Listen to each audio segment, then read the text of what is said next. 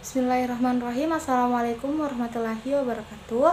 Perkenalkan, saya Rizky Aulia Alimuddin, NIM 2204045020013 dari kelas A jurusan Psikologi Pendidikan dan Bimbingan, Program Studi Bimbingan dan Konseling Fakultas Ilmu Pendidikan Universitas Negeri Makassar. Video ini dibuat untuk memenuhi ujian akhir semester mata kuliah praktik BK Belajar yang diampu oleh Ibu Dr. Suciani Latif MPD dan juga Bapak Fikri Syahrir SPD MPD. Pada video kali ini saya akan mempraktekkan layanan klasikal dalam bidang belajar dengan topik materi prokrastinasi. Bismillahirrahmanirrahim. Assalamualaikum warahmatullahi wabarakatuh. Waalaikumsalam Ibu. Oke. Jadi pada hari ini kita bertemu di kelas ini untuk Ibu berikan layanan klasikal dalam bidang belajar. Nah, mungkin supaya kedepannya kegiatan kita pada hari ini dapat berjalan dengan baik, dengan lancar, mungkin dari adik-adik sekalian ada yang bisa memimpin doa agar layanan kita ke depannya, kegiatan kita pada hari ini dalam layanan klasikal bisa berjalan dengan baik. Mungkin ketua kelasnya bisa dibantu untuk pimpin doa supaya kita bisa berdoa bersama. Oke, baik Ibu. Sebelum kita memulai pelajaran, baiknya kita berdoa sesuai kepercayaan masing-masing. Berdoa dimulai. Berdoa selesai. Oke, baik, terima kasih. Sebelumnya perkenalkan, Ibu namanya Rizky Aulia, bisa dipanggil Ibu Rizky ya. Oke, jadi bagaimana kabarnya hari ini? Baik Ibu. Oke, alhamdulillah kalau baik. Nah, sebelum kita masuk pada tahapan inti dari kegiatan layanan kita pada hari ini, Ibu akan menjelaskan terlebih dahulu bahwa topik kita pada hari ini yaitu tentang prokrastinasi akademik. Nah, kenapa sih kalian harus diberikan layanan klasikal dengan topik prokrastinasi akademik? Nah, itu agar adik-adik sekalian mampu mengenal dan mengetahui faktor penyebab dari prokrastinasi. Yang kedua, mampu menyadari bahwa prokrastinasi akademik itu berdampak dalam proses belajar adik-adik sekalian. Yang ketiga, yaitu agar adik-adik mampu membangun kebiasaan belajar dengan memprioritaskan dan menyelesaikan tugas dengan tepat waktu. Nah, itu ada tujuan umumnya, dan untuk tujuan khususnya itu atau indikator pencapaian kompetensinya itu yang pertama, kalian atau peserta didik diharapkan mampu menelaah terkait prokrastinasi dan faktor penyebabnya. Yang kedua, peserta didik mampu membiasakan untuk tidak menunda-nunda mengerjakan tugas. Yang ketiga, peserta didik mampu menunjukkan perubahan perilaku untuk mengerjakan tugas secara tepat waktu. Nah, adapun untuk jalannya kegiatan layanan kita pada hari ini, mungkin kita bisa menyepakati waktu agar tentunya kedepannya layanan kita dapat berjalan dengan baik. Mungkin dari waktu yang Ibu sediakan itu ada 1 kali 45 menit. Bagaimana anak-anakku, apakah bersedia? Bersedia Ibu. Oke, baik, terima kasih. Sebelum kita memulai, Ibu akan memberikan ice breaking terlebih dahulu ya, agar tidak anak-anakku sekalian juga tidak terlalu tegang, supaya hubungan emosional antara Ibu dan kalian juga bisa terbangun secara pelan-pelan. Oke, jadi ice breakingnya itu adalah namanya ayam itik.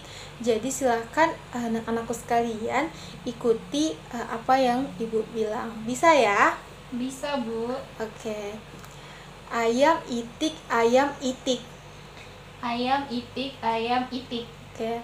Selanjutnya itik, itik, ayam, ayam. Itik, itik, ayam, ayam. Ayam itik, ayam itik.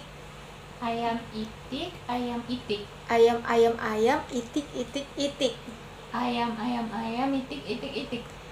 Ayam itik, itik ayam, ayam itik, itik ayam. Ayam itik, itik ayam, ayam itik, itik ayam. Terakhir, ayam, ayam, ayam, itik, itik, itik, itik ayam, itik ayam. Ayam. Bagaimana? Susah Ibu. Susah ya? Oke, Ibu ulangi. Ayam, ayam, ayam, itik, itik, itik, ayam itik, ayam itik. Ayam, ayam, ayam, itik, itik, itik, ayam itik, ayam itik. Oke. Oke. Mungkin kita bisa tepuk tangan dulu terkait ice breaking kita. Oke. Nah, jadi ice breaking tadi itu tentunya untuk ini ya, setidaknya kita antara kalian dengan ibu itu tidak terlalu tegang, karena biar pembawaannya santai juga ke depannya. Nah, bagaimana anak-anakku sekalian kesiapannya dalam mengikuti layanan? Apakah sudah siap? Siap Ibu. Oke, alhamdulillah kalau sudah siap. Nah, selanjutnya itu Ibu akan menayangkan slide PowerPoint yang tentunya berisikan materi kita pada hari ini. Oke, sudah muncul. Jadi yang pertama itu ada terkait dengan pengertian prokrastinasi akademik. Nah, oke. Jadi sebelum kita lanjut, apakah dari anak-anakku sekalian ada yang mengetahui apa itu prokrastinasi akademik? Saya Bu. Oke, silahkan diperkenalkan dulu ya namanya. Oke, baik. Terima kasih Bu atas kesempatannya. Perkenalkan, nama saya Salsabila.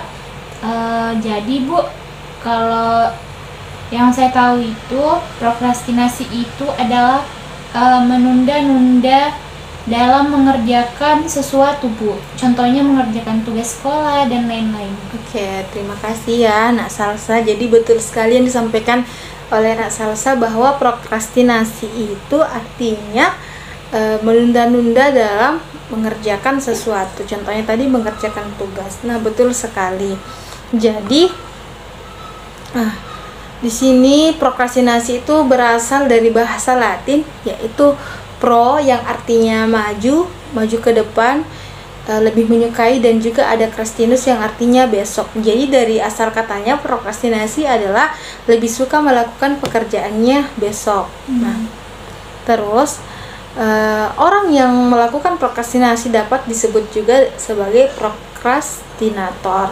Nah, prokrastinasi akademik merupakan kegagalan dalam mengerjakan tugas dalam kerangka waktu yang diinginkan atau menunda mengerjakan tugas sampai saat-saat terakhir. Nah, Gufron dan juga Risnawita menjelaskan bahwa jenis prokrastinasi akademik yaitu jenis penundaan yang dilakukan pada jenis tugas formal yang berhubungan dengan tugas akademik, misalnya tugas-tugas sekolah ataupun ada tugas-tugas khusus. Selain itu juga sejalan dengan pendapatnya Muhid, mengatakan bahwa prokrastinasi akademik itu sebagai suatu penundaan yang dilakukan secara sengaja dan berulang-ulang dengan melakukan aktivitas lain yang tidak dapat diperlukan dalam mengerjakan tugas-tugas akademik. Berdasarkan beberapa definisi tadi dapat kita simpulkan bahwa prokrastinasi merupakan kebiasaan menunda-nunda atau menunda pekerjaan yang seharusnya dilakukan pada saat itu. Orang yang melakukan prokrastinasi cenderung enggan untuk memulai tugas atau pekerjaan yang penting, sehingga seringkali mengalami keterlambatan dan juga penyelesaian sesuatu. Nah, selanjutnya, ciri-ciri dari prokrastinasi akademik. Apa sih sebenarnya ciri-cirinya? Yaitu Ferrari mengatakan bahwa sebagai suatu perilaku penundaan, prokrastinasi akademik juga dapat termanifestasikan dalam indikator tertentu yang dapat diukur dan diamati. Adapun ciri-cirinya yaitu yang pertama, penundaan untuk memulai maupun menyelesaikan kerja pada tugas yang dihadapi. Yang kedua, keterlambatan dalam mengerjakan tugasnya. Nah, orang yang melakukan prokrastinasi memerlukan waktu yang lebih lama daripada waktu yang dibutuhkan pada orang pada umumnya dalam mengerjakan tugas, sehingga seorang prokrastinator tersebut menghabiskan waktu yang dimilikinya untuk mempersiapkan diri secara berlebihan maupun melakukan hal-hal yang tidak dibutuhkan dalam proses penyelesaian tugas. Yang ketiga, adanya kesenjangan waktu antara rencana dan juga kinerja aktual. Yang keempat, melakukan aktivitas lain yang lebih menyenangkan daripada melakukan tugas yang harus dikerjakan. Nah, artinya bahwa seorang prokrastinator ini dengan sengaja tidak segera melakukan tugasnya karena hendaknya ingin melakukan aktivitas lain yang menurutnya itu lebih menyenangkan dikerjakan dibandingkan dengan mengerjakan tugas tersebut. Nah, bisa dipahami ya ciri-ciri dari prokrastinasi akademik tersebut. Bagaimana? Bisa dipahami? Bisa, Ibu. Oke. Nah, selanjutnya dari ciri-ciri tadi ada faktor-faktor yang mempengaruhi terjadinya prokrastinasi tersebut. Nah, perilaku prokrastinasi akademik atau prokrastinator itu terbentuk dan berkembang dalam proses sosialisasi yang dimulai dari keluarga, akan diperkuat dari lingkungan sekolah dan juga lingkungan masyarakat. Siswa yang melakukan prokrastinasi akademik tidak dapat terlepas dari faktor-faktor yang mendasari terbentuknya perilaku prokrastinasi itu sendiri. Nah, adapun faktor-faktor pembentuknya dijelaskan oleh Gouffron, yaitu ada dua macam, ada faktor internal dan juga faktor eksternal.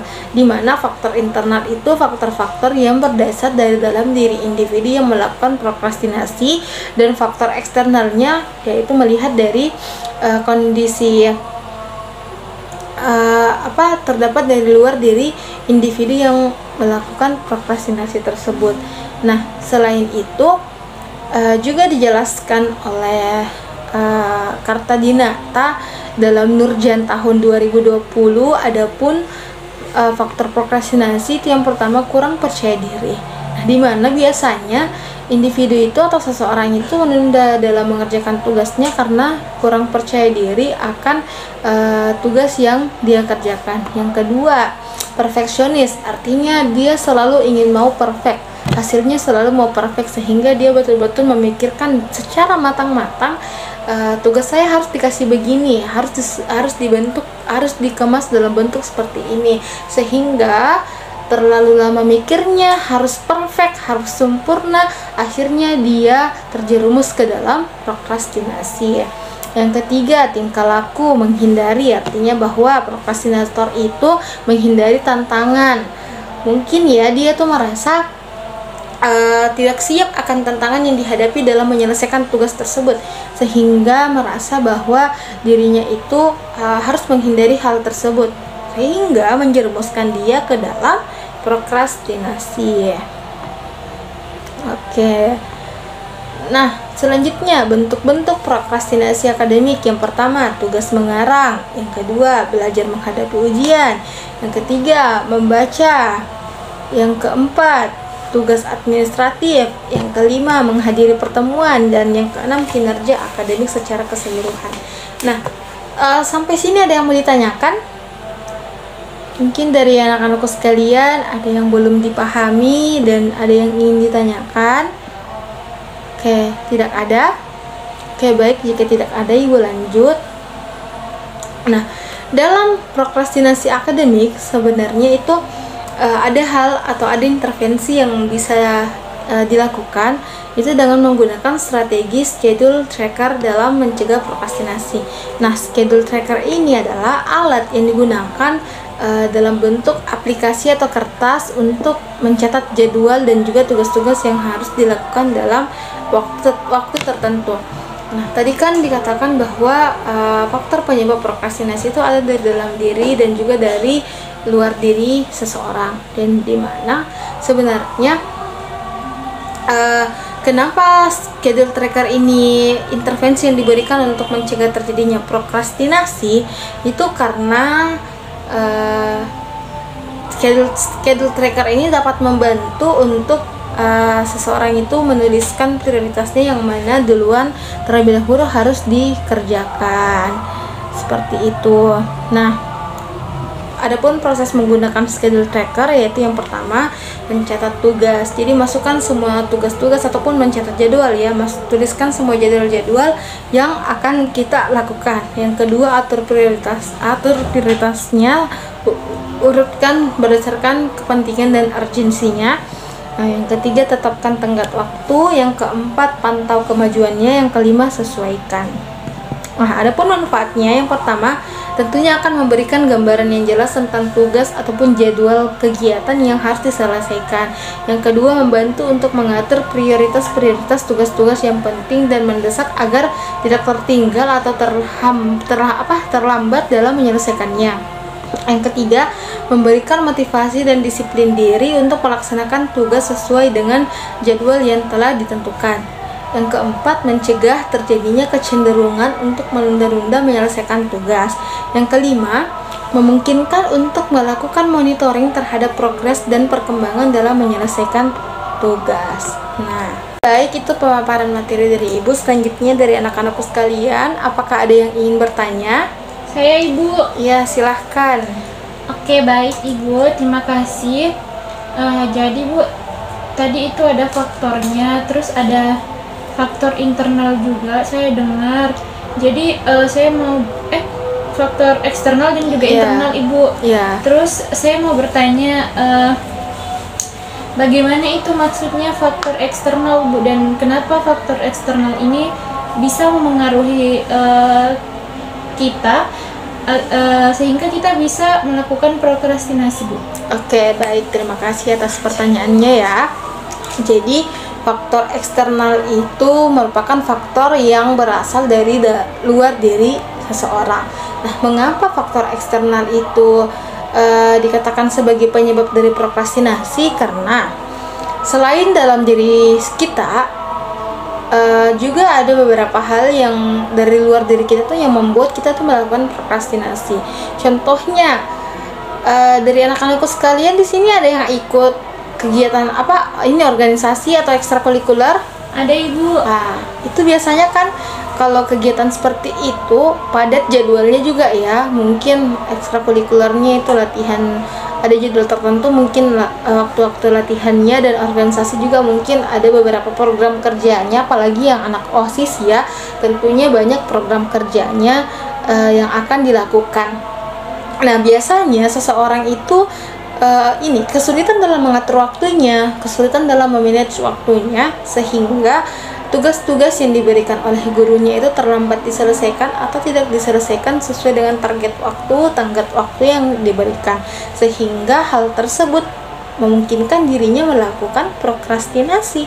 Nah, makanya kenapa hal tersebut, faktor eksternal tersebut itu bisa dikatakan sebagai faktor penyebab prokrastinasi, karena seorang prokrastinator itu melakukan prokrastinasi bukan cuman hanya dari pengaruh dari dalam dirinya, tetapi juga ada pengaruh-pengaruh dari luar seperti yang Ibu sebutkan tadi. Bisa dipahami? Bisa Ibu. Oke, kalau bisa dipahami, selanjutnya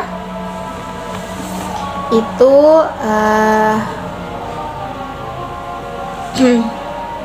tadi Ibu sudah menjelaskan terkait kartu schedule tracker ya.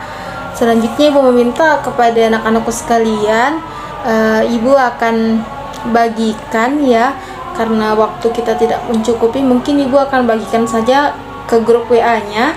Nanti anak-anakku sekalian isi kartu schedule tracker tersebut, boleh ya? Boleh Ibu. Oke. Nah, selanjutnya ini juga selain ada kartu schedule tracker, juga ada lembar aktivitas, lembar kerja yang anak-anakku harus isi. Di situ terdapat bagaimana kalian mengetahui dan memahami prokrastinasi tersebut. Ceritakan pengalaman kalian terkait prokrastinasi dalam lembar kerja tersebut. Ini juga Ibu akan kirimkan di grup WhatsApp saja ya, boleh ya? Boleh Bu. Oke. Nah, mungkin dari anak-anakku sekalian ada yang mau menceritakan terkait pengalamannya melakukan prokrastinasi akademik. Ada yang bisa menceritakan? Mungkin saya, Bu. Ya, silahkan.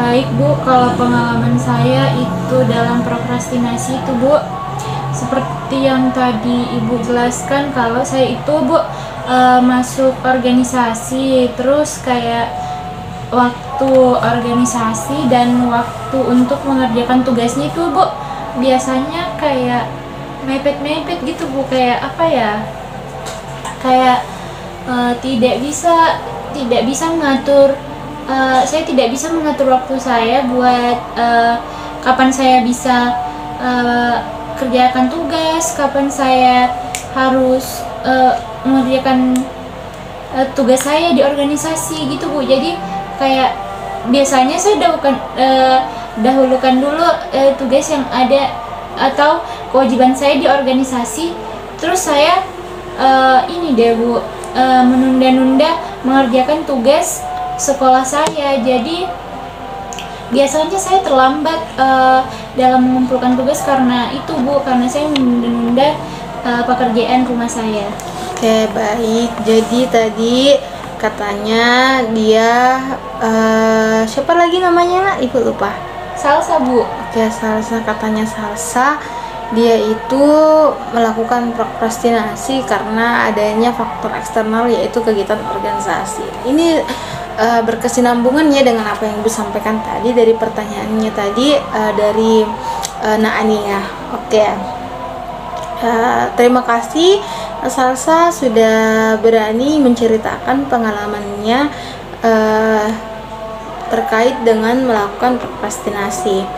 Nah, kita sudah berada di penghujung sesi layanan klasikal pada hari ini. Sebelumnya, Ibu meminta kepada satu orang ya selain Salsa untuk menyimpulkan apa sih yang kalian dapatkan dari kegiatan layanan pada hari ini. Ya, mungkin Nak Putri bisa, silakan Nak Putri.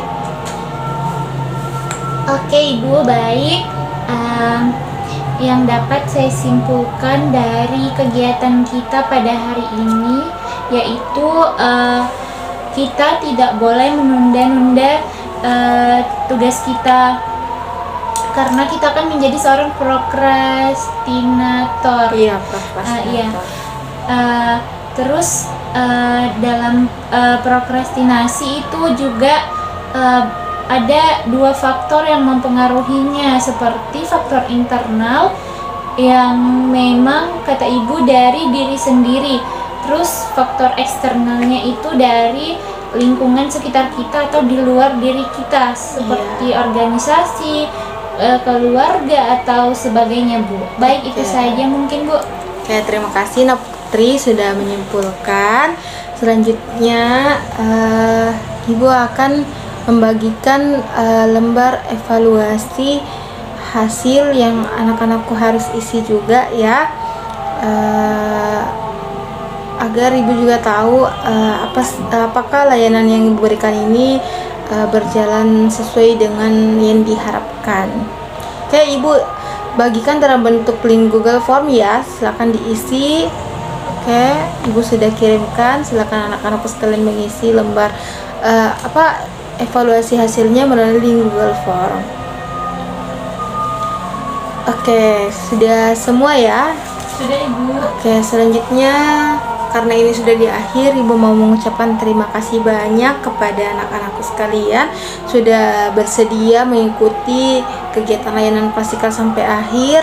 Ya, tidak terasa 45 menit sudah kita lalui dalam kegiatan layanan klasikal ini. Terima kasih banyak atas antusiasnya dan partisipasinya yang sangat luar biasa. Dan juga Ibu mau menyampaikan bahwa semangat untuk kalian dalam berproses, dalam belajar dengan baik. Intinya fokus dengan apa yang menjadi tujuannya kalian. Jangan fokus apa yang menjadi orang lain harapkan di kalian, karena kalian itu harus bertanggung jawab sama dirinya kalian dulu baru bisa mempertimbangkan untuk mewujudkan apa yang orang lain inginkan atas dirinya kalian ya. Jadi jangan juga mau terlalu perfeksionis, karena ingat tidak ada manusia yang sempurna, pasti ada kekeliruan di dalamnya. Oke, sebelum Ibu tutup, mungkin bisa ya satu orang lagi memimpin untuk kita berdoa bersama untuk menutup kegiatan layanan kita pada hari ini, agar apa yang menjadi kegiatan kita pada hari ini bisa menjadi pengalaman dan juga ilmu yang bermanfaat untuk kita semua. Mungkin satu orang bisa memimpin. Saya Bu. Iya, silahkan. Oke, baik. Sebelum kita mengakhiri kegiatan kita pada hari ini, sebaiknya kita mengucapkan alhamdulillah dan berdoa sesuai kepercayaan kita masing-masing. Berdoa dimulai. Berdoa selesai. Oke, baik, terima kasih. Sekian dari Ibu, mohon maaf bila banyak kekurangannya. Ambil yang baiknya ya, jangan diambil yang buruknya. Terima kasih banyak. Assalamualaikum warahmatullahi wabarakatuh. Waalaikumsalam warahmatullahi wabarakatuh Bu, terima kasih.